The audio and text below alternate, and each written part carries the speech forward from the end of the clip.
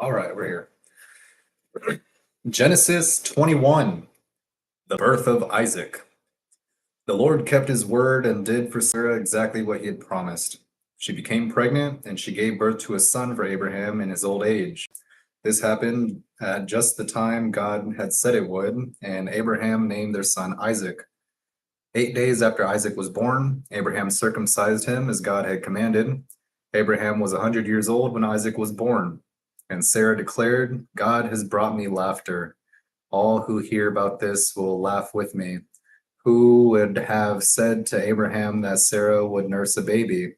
Yet I have given Abraham a son in his old age. Hagar, Hagar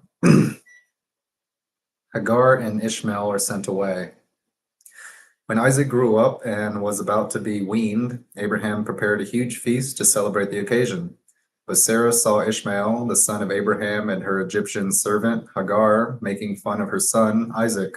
So she turned to Abraham and demanded, "Get rid of that slave woman and her son. He is not going to share the inheritance with my son Isaac. I won't have it."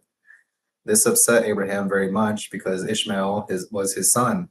But God told Abraham, "Do not be upset over the boy and your servant. Do whatever Sarah tells you, for Isaac is the son through whom your descendants will be counted. But I will also make a nation of the descendants of Hagar's son, because he is your son too." So Abraham got up early the next morning, prepared food and a container of water, and strapped them on Hagar's shoulders. Then he sent her away with their son, and she wandered aimlessly in the wilderness of Beersheba. When the water was gone, she put the boy in the shade of a bush. Then she went and sat down by herself about 100 yards away. "I don't want to watch the boy die," she said as she burst into tears.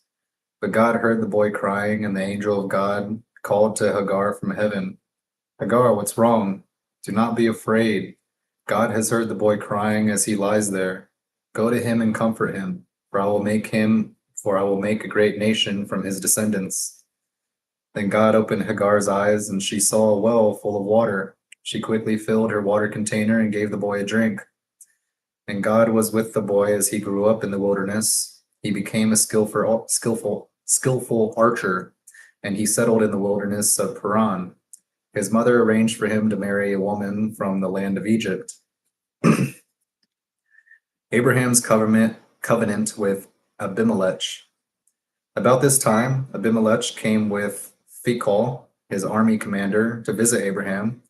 "God is obviously with you, helping you in everything you do," Abimelech said. "Swear to me in God's name that you will never deceive me, my children, or any of my descendants. I have been loyal to you, so now swear that you will be loyal to me and to this country where you are living as a foreigner." Abraham replied, "Yes, I swear to it." Then Abraham complained to Abimelech about a well that Abimelech's servants had taken by force from Abraham's servants. "This is the first I've heard of it," Abimelech answered. "I have no idea who is responsible. You have never complained about this before." Abraham then gave some of his sheep, goats, and cattle to Abimelech, and they made a treaty. But Abraham also took 7 additional female lambs and set them off by themselves. Abimelech asked, "Why have you set these 7 apart from the others?"